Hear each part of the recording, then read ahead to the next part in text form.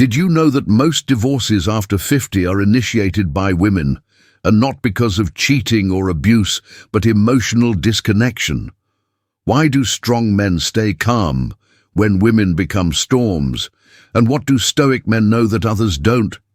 When it comes to navigating female emotions without losing themselves. She cries, she shuts down, she explodes, and then she asks, "Why don't you ever react?" But the wise man knows, not every fire needs to be put out. He knows that her chaos doesn't require his control.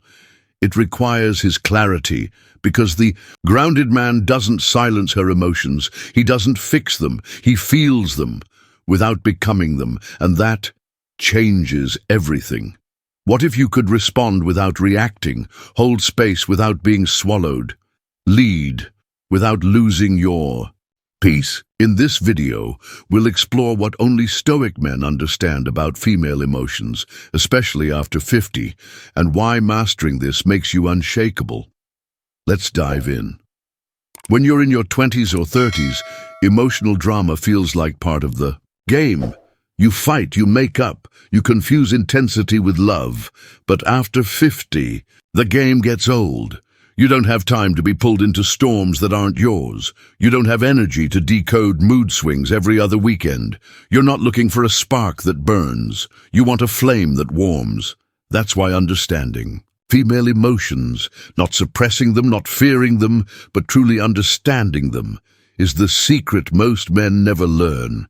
And Stoic men, they don't play defense. They live from a center so still, even chaos becomes quiet in their presence. Jung believed that the meeting of two personalities is like the contact of two chemical substances. If there is any reaction, both are transformed. But what if one person is calm and the other is ungrounded? What if you, as a man, carry the steadiness while she brings the storm? This isn't about fixing her. It's about not losing yourself.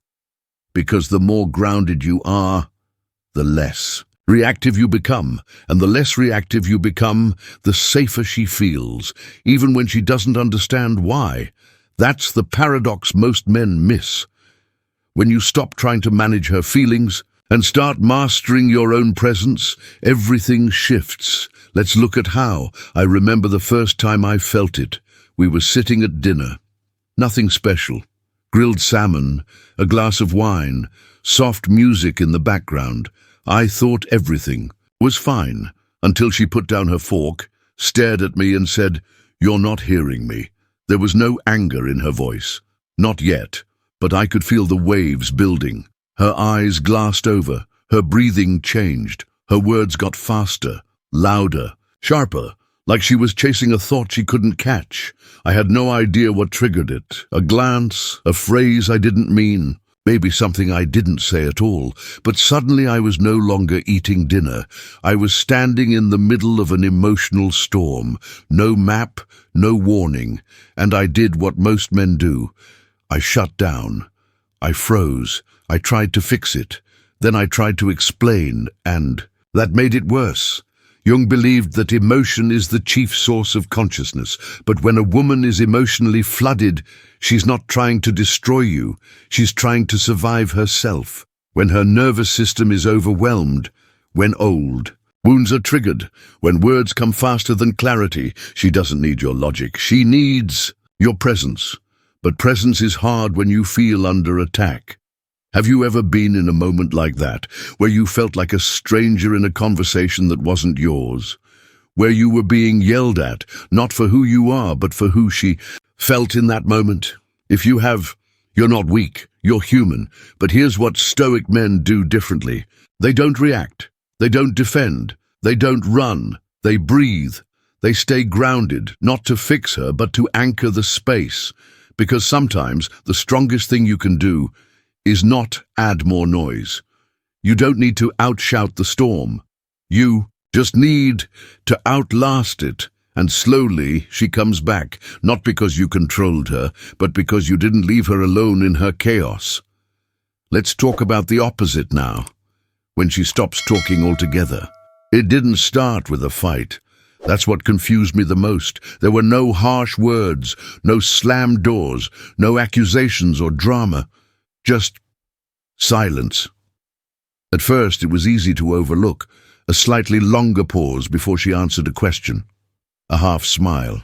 That didn't quite reach her eyes, a moment when her hand used to reach for mine on the couch, and now it just rested in her lap. It crept in slowly, like fog rolling through the corners of a house. Then it got heavier. I'd ask how her day was. "Fine," she'd say. One word. No warmth. Dinners became quieter.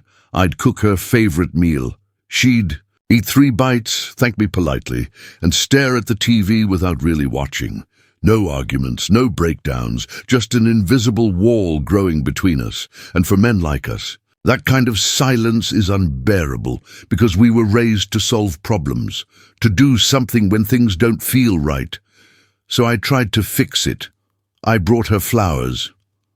I asked her again, more gently. I apologized, even though I didn't know what. Before, I tried to cheer her up with an old inside joke. Nothing worked. Every move I made felt like knocking on a door that wouldn't open, and the worst part was not knowing if she was even on the other side anymore. One night, I sat beside her in bed, watching the ceiling fan turn, and I realized something I hadn't wanted to admit. I didn't feel like a partner anymore. I felt like a ghost in my own home. So I asked again, "Did I do something wrong?" She sighed. Waited. Then came the line. "All men dread, I'm fine," but she wasn't, and deep down we both knew it. That's the moment you face a choice, to push harder or to stay still. You see, the silent treatment isn't always about punishment. It isn't always about power. Sometimes it's about pain, a kind of pain that doesn't have words yet. Carl Jung talked about something called a complex. A tangle of unresolved feelings from past wounds. A woman might not even know why she feels shut down. All she knows is that something inside her tightened. And the only safe thing to do was go quiet. And when a man keeps poking at that silence, even with love, even with the best intentions, she retreats further. Here's what Stoic men do differently.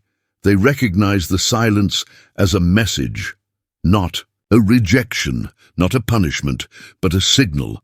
It's not about you being wrong. It's about her not yet feeling safe enough to be vulnerable. So instead of asking again and again, trying to pull words out of her, you offer something better, presence without pressure. You make a cup of tea and set it beside her without saying a word. You go for a walk and invite her along, but don't need her to speak. You sit with her on the porch and just be there. You don't demand a performance. You don't expect an explanation. You don't rush her healing. Because real strength isn't loud, it's patient, it's calm. It holds space for what hasn't found language yet. And, slowly, something starts to shift. You might see it in the way she leans into you one evening without a word, or in how she finally reaches for your hand under the table at breakfast, or how she whispers, just once, "Thanks for not giving up on me." That's when you know. You didn't just wait, you stayed. Have you ever lived through a silence like that, where the person you loved the most became a stranger overnight, where you weren't sure if she was pulling away, or just hurting in a place too deep to describe? To the men going through that right now, you're not alone, you're not failing, you're not weak. You are being called to be stronger than ever, not through control, but through grounded presence. Sometimes silence is how she measures if you're strong enough to stay. And when she speaks again, and she will, it won't be to test you, it will be to trust you. And in that moment, you won't just be her partner, you'll be her safe place. You don't earn that by talking, you earn it by being. Being steady, being soft when needed, being strong without needing to prove it. The Stoic man doesn't run from silence. He becomes the space where silence feels safe to soften, and that's where real connection begins. But what happens when the silence finally breaks, when she no longer retreats, but begins to erupt instead? That's when another layer reveals itself. The emotional turbulence you never saw coming. It was one of those perfect Saturday mornings. The kind where the light coming through the curtains feels like a gentle blessing. Coffee brewing in the kitchen. She was wearing that worn-out college hoodie she always stole from my drawer. Barefoot, hair a mess, but beautiful, in the way only real life can be. She smiled at something I said, laughed with her whole face, eyes shining, shoulders relaxed, and for a moment everything felt right. By afternoon, it was different. Her voice clipped, her energy closed. The same woman who hugged me from behind this morning now moved around the house like I was invisible. I asked if something was wrong. She said no, but her eyes wouldn't meet mine. By dinner, there was an emotional chill in the air, like the temperature in the room had dropped 10 degrees and I couldn't figure out why. I replayed everything I said, everything I did. And like so many men, I started asking myself, did I say something wrong? Did I forget something important? Did I miss a cue? But the truth is, it wasn't always about something I did. Sometimes it was about something she felt, something brewing inside her that hadn't found form yet. Jung once warned, until you make the unconscious conscious, it will direct your life and you will call it fate. That's what mood swings often are, unconscious material rising to the surface, unspoken stories. Old wounds we didn't know still hurt. And here's the painful truth. A lot of women were never taught how to safely express that. They were told to hold it in or let it out dramatically. Rarely were they taught how to navigate the space in between. So instead of words, you get weather. Sunshine at 9 a.m., thunder by noon, cold winds by dinner, and you, the man beside her, are left trying to read a forecast you were never trained to interpret. Here's what most men do. They match the mood, they react, they shut down in return, or they try to fix it. But Stoic men? They do something else entirely. They don't chase every wave. They anchor, they stay steady, not distant, not cold, but grounded. Because when her emotions are swirling, what she needs most isn't your analysis. It's your equilibrium. You don't say, "Why are you acting like this?" You say, "I'm here when you're ready." You don't take her chaos as a personal attack. You recognize it as a sign of inner imbalance, one she might not yet know how to regulate. Carl Jung believed that women carry vast emotional landscapes. But when those landscapes have been scarred, repressed, or ignored for too long, they start to spill out. It's not a test, it's a tremor, and it doesn't need control, it needs containment. You are not here to fix the storm. You are here to be the shoreline where the waves crash, but cannot consume, where the winds howl, but cannot uproot. It's hard, I won't lie. There were times I felt like I was being punished for nothing, times I felt like walking away, times I questioned if I was being emotionally manipulated. And sometimes, yes, that can happen. There are women who use emotion to dominate, but more often, she doesn't want to hurt you. She wants to know if you'll stay with her through the chaos she can't yet explain.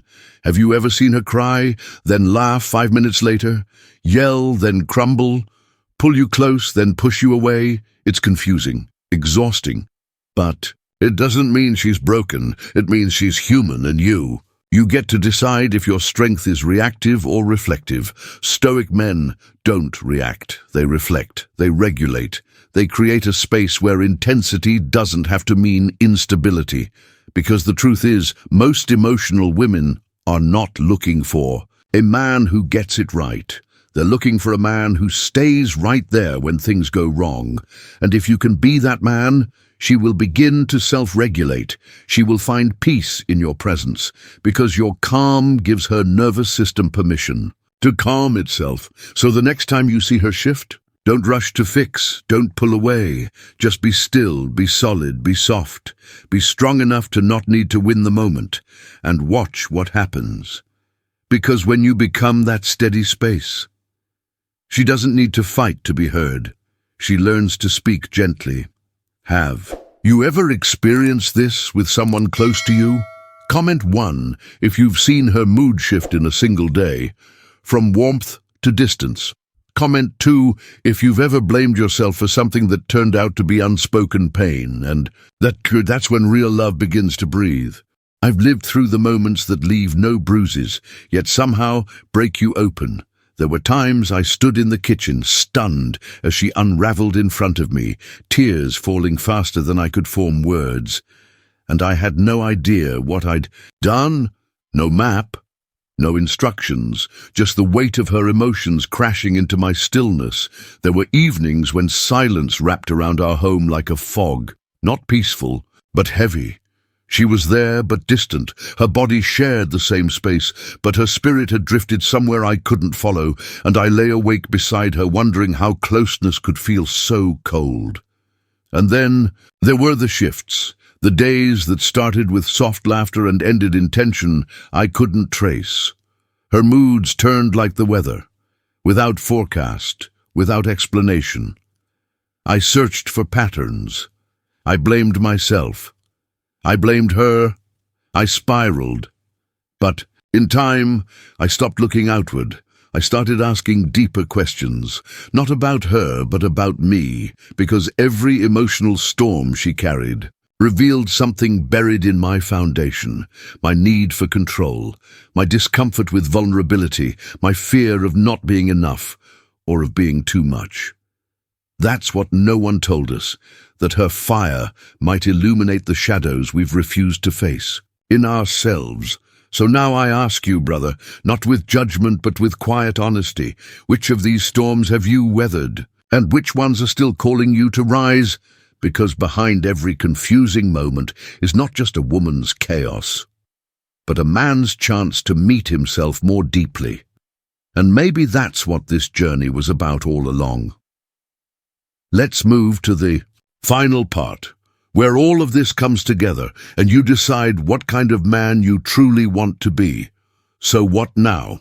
You've listened, you've endured, you've stood still through emotional flooding, held space during deafening silence, stayed grounded through erratic shifts in her energy.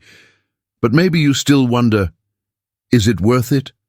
Because being the steady man is not easy. It doesn't come with applause, it doesn't come with instant results, and sometimes it doesn't come with resolution. But here's what Carl Jung would remind you. You are not what happened to you. You are what you choose to become. This is not about controlling anyone else. It's about choosing who you become in the middle of their chaos. You don't become less of a man by not reacting. You become more aware, more discerning, more powerful, not in dominance, but in dignity, because after 50 you begin to realize peace is more precious than passion, presence is more important than performance, and steadiness is the most seductive trait a man can embody. You're not here to be emotionally tossed around like a boat in the storm. You're here to become the harbor. You're not here to decode every shift in her tone. You're here to hold the space where she remembers her softness. There will be times she doesn't say thank you, times she walks away, times she tests your silence with her noise. But in those moments, you come back to yourself. You breathe, you ground, not because she needs you to, but because you've decided that's who you are. This is the work most men never do. This is the power most men never claim. And this is the path of the Stoic. You stop chasing her peace because you've built your own. You stop begging to be understood because you understand yourself. You start leading, not with words, not with control, but with presence, with stillness. And when a woman finally meets you there, in that space of deep calm and quiet strength, something beautiful happens. She relaxes. She stops fighting. She starts revealing. And even if she doesn't stay, you don't lose yourself, because you've finally become a man who is no longer trying to be enough for anyone. You know you are. So to every man watching this, every man who's been called too quiet, too calm, too still, maybe that stillness is your greatest gift. Maybe that's what protects your spirit from being shattered. And maybe just maybe. That's what makes you irresistible to the kind of woman who's done with drama and ready for depth. You don't have to shout to be heard. You don't have to fix her to be respected. You don't have to chase to be chosen. You just have to remain. If this video spoke to something inside you, if it reminded you of your worth, your strength, your role, leave a comment below. I'm not here to react. I'm here to remain. Tag a brother. Send this to someone who's forgotten how powerful stillness can be. Let them remember they are not alone in the storm, because in this loud, chaotic world, the most revolutionary thing a man can do is be still. And that stillness, that's where your peace begins. That's where you begin. That's where we begin again.